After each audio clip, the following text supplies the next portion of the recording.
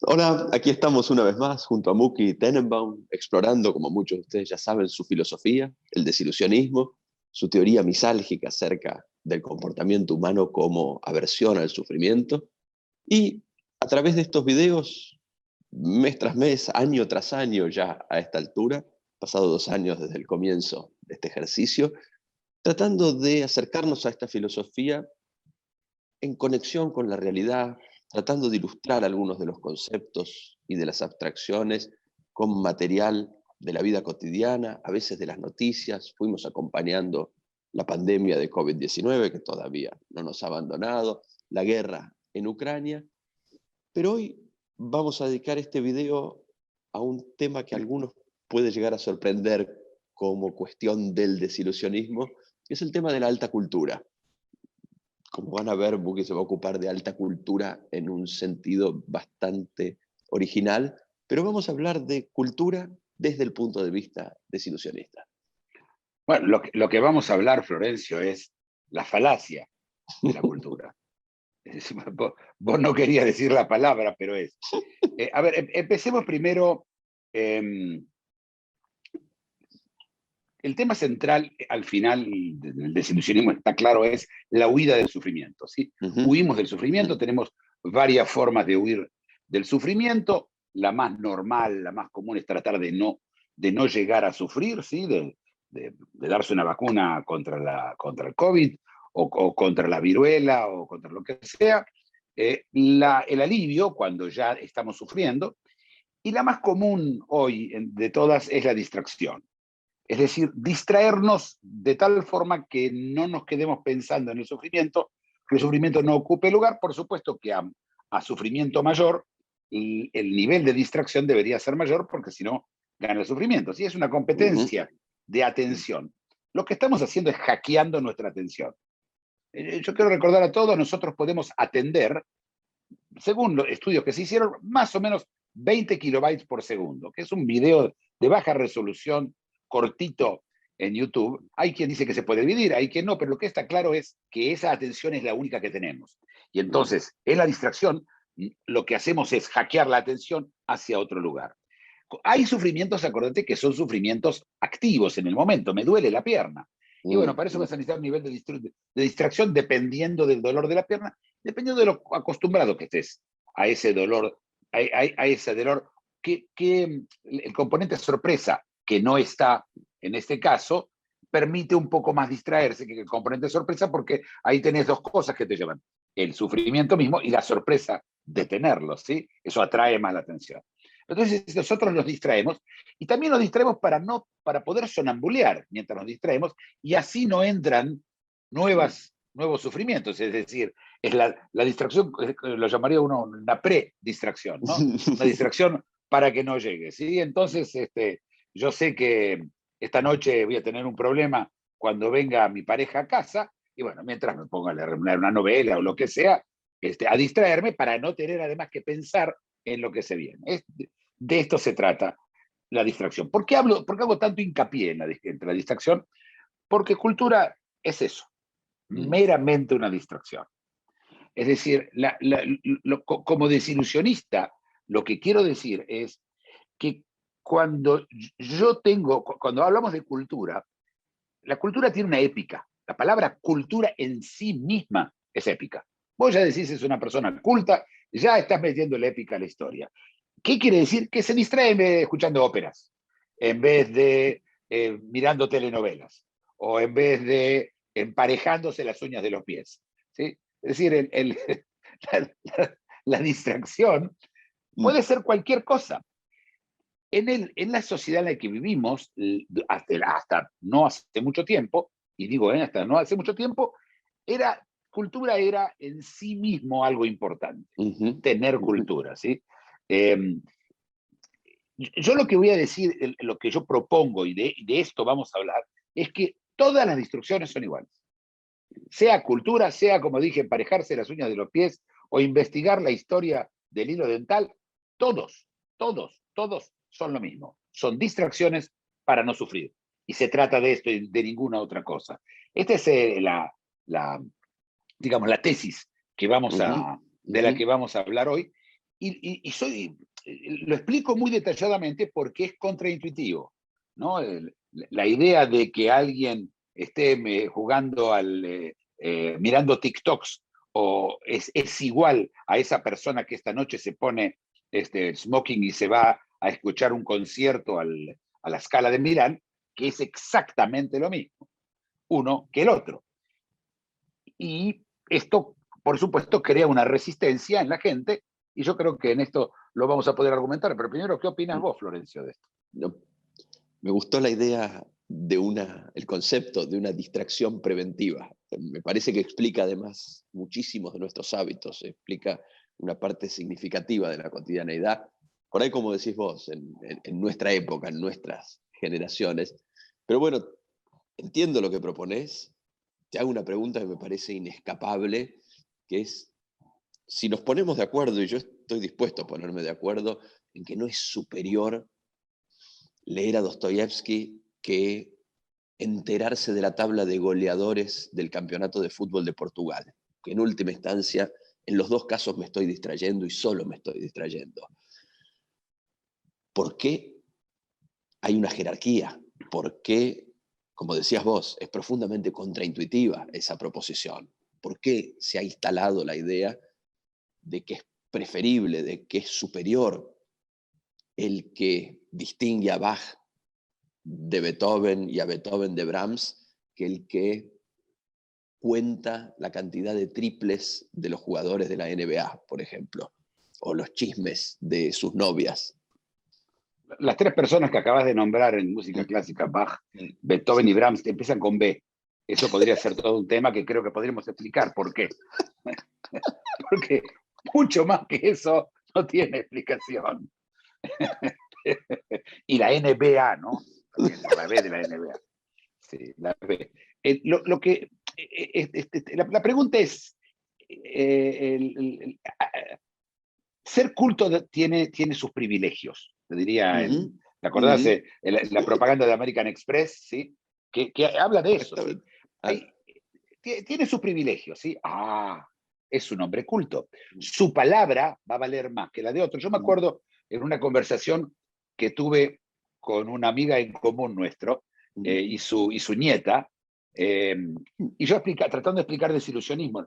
La mujer es una de las grandes seguidoras del desilusionismo. Ella, y yo trataba de explicarle y ella me interrumpía, la chica, explicando, diciéndome cosas. Y ella le decía, escuchalo a él, que sabe mucho más que vos, antes de hablar vos.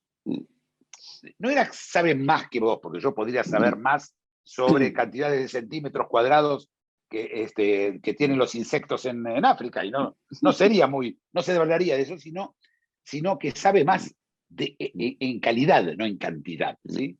Que sabe más que vos. Ese es un privilegio, te escuchan más, ¿sí?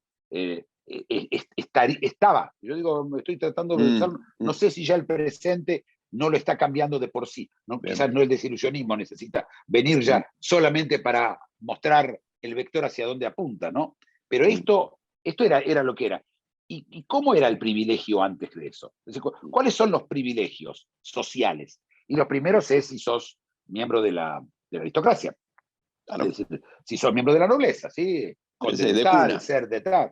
Sí, la reina reparte nombrecitos que van antes, OBE, JP, el otro acá, ser, visconde, ¿sí? Ahí se reparte, hay todo un sistema en el cual la reina incluso privilegia a esos que tienen alta cultura.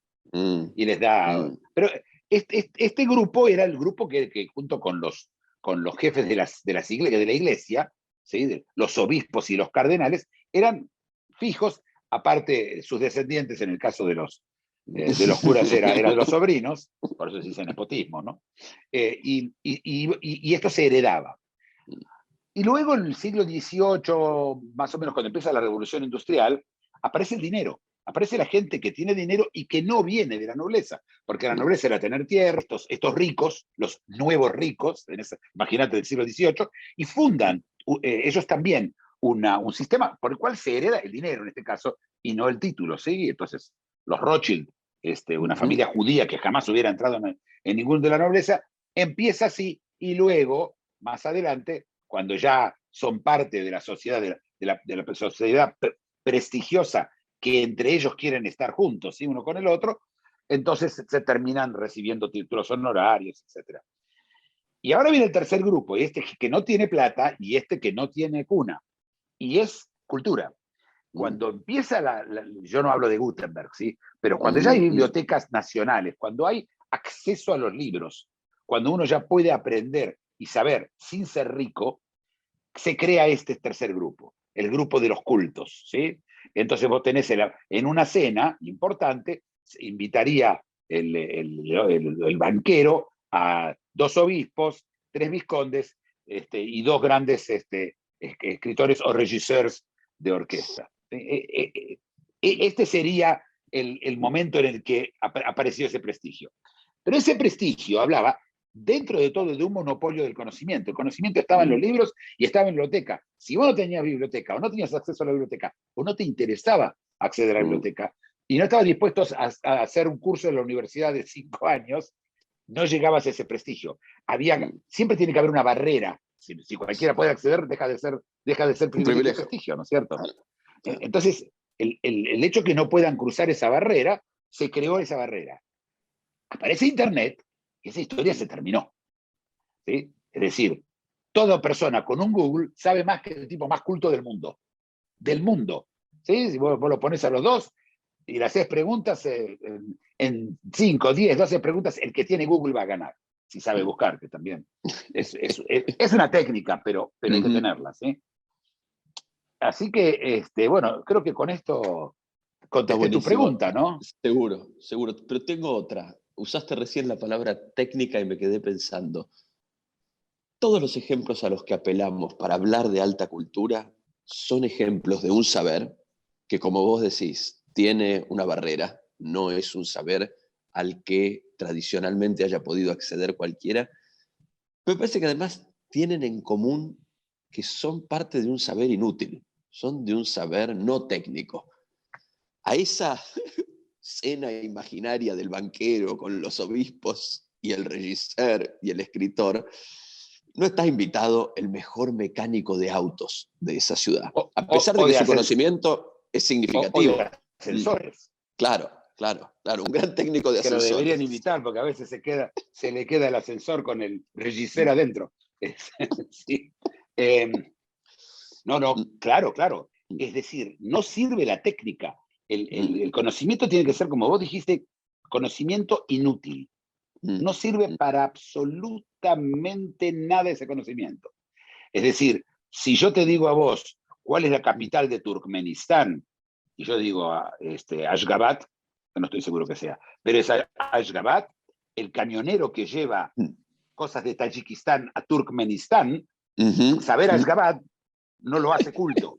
Es decir, tiene que ser material totalmente inútil, ¿sí? Que yo sepa sobre lo que dice una aria en una ópera, no es muy útil, a menos que yo esté en la ópera, a menos que yo sea un regisseur, como dijimos, de ópera. Y de hecho, si una persona... mira, a ver, esto tiene que ver con la palabra filosofía. Exactamente, el amor por el conocimiento. Es en teoría el amor desinteresado del conocimiento. Es como, en general, el amor vale si es desinteresado, si no, no es amor. Si es interesado, no es amor. Y acá, claro, que la persona que tiene que trabajar en ascensores tiene que saber, si yo voy a saber qué tipo de motores utiliza un ascensor, eso es cultura general para mí. Fíjate, el mismo conocimiento es cultura dependiendo de quién lo porta. Incluso vos lo dirías con edades, ¿sí? Si es más joven o es más viejo, ¿sí? Mirá qué chico joven, ¿cómo sabe este hombre, no sé, el color el tipo de pintura que utilizaba Vermeer? No importa. Ahora, todas estas palabras que son muy lindas son de una generación determinada. La generación más abajo, que juega hoy al Fortnite, le interesa 3 carajos el tema y tienen razón. Porque ellos y los tipos que hacen rap y los tipos que hacen que hacen cualquier otro tipo de lo que uno llamaría música baja, reggaetón, son infinitamente más famosos que que mis alemanes con B larga. Sí, mis alemanes con B larga. Sí. No, o que Pavarotti. O que Carreras. No importa, esa gente, eso ya no tiene más importancia. ¿Pero para qué sirve? Y sirve como todo. ¿Para qué sirve Fortnite? Para distraerse del sufrimiento. ¿Para qué sirve Beethoven? Para distraerse del sufrimiento. Bueno, entiendo a dónde vas con la obsolescencia de la cultura como la conocimos en un mundo de Internet, en un mundo de dispositivos móviles de conexión a Internet. Todos nosotros, en todas partes, estamos conectados a la red. Te pregunto qué pasa en este contexto desde tu punto de vista con las instituciones que históricamente promovieron la cultura, desde los colegios a los que van los chicos hasta los conservatorios de música y las salas de ópera. Bueno, yo no voy a entrar en salas de óperas y conservatorios, pero sí en colegios. Lo dije en algún otro momento, un colegio es simplemente un babysitter glorificado. El colegio está para tener chicos que no hagan daño, ¿sí? Y que no se maten entre ellos en lo posible, si se puede. Contenidos. Contenidos. Es la única meta, porque todas las otras son acuetes. No sirven para absolutamente nada. Saber matemática o no saberla, no necesitas saberlo. Tenés un teléfono que sabe la matemática. Saber leer y escribir no hace falta. Le podés hablar al teléfono. El teléfono habla y le hablas. Se terminó. Mira, estoy hablando de cosas básicas. Ni hablar de saber sobre triángulos escalenos. Capitales de países del Asia Central. O capitales países del Asia Central o de tu país vecino. Nada de todo eso, porque no es que viven en la ignorancia. Viven, es conocimiento pragmático. Yo te diría que entramos en la era del conocimiento pragmático. El conocimiento on the need to know basis, viste que se dice sobre la CIA, que la gente sabe on the need to know basis. Solamente si necesita saber, sabe. Es esto. ¿Cuánto necesita saber una persona? Muy poquito. Está todo en el teléfono.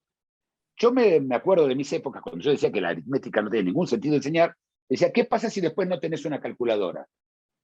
Es cómica la pregunta, porque yo inmediatamente preguntaba, ¿qué pasa si no tenés auto? Tenés que aprender a ensillar un caballo. Todavía los colegios no enseñan para ensillar caballos, cambiarles las herraduras. La verdad que no. O cómo matar una gallina. Sí, hay el cuento del tipo que decía que si hay que cazar la comida, se va a morir de hambre porque no sabe dónde viven los sándwiches. Se pueden cazar sándwiches. El conocimiento es on the need to know. Y la respuesta es, para distraerme, ¿qué necesito saber? Que no es lo mismo para hacer algo, para conseguir algo. Claro, por supuesto. Y el conocimiento tiene una ventaja, y es la recurrencia del conocimiento, porque se lo llama sonambulismo. Y en el estado sonambúlico no sufrimos. Para eso sirve, para tener algo de recurrencia. Pero eso no la de recurrencia con cualquier cosa, caminando por las baldosas en la calle.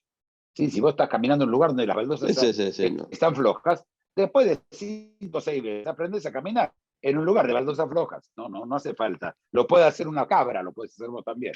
Bueno, confío más en la cabra, pero bueno. Buenísimo, estamos en nuestro tiempo habitual para terminar el video. Me parece que quedó atractivamente cubierto el tema. Volveremos a la cultura y a sus consecuencias. Gracias, Muki. A sus consecuencias, sí, chao. Si te gustó el video, dale like y suscríbete. Síguenos en Facebook y en LinkedIn.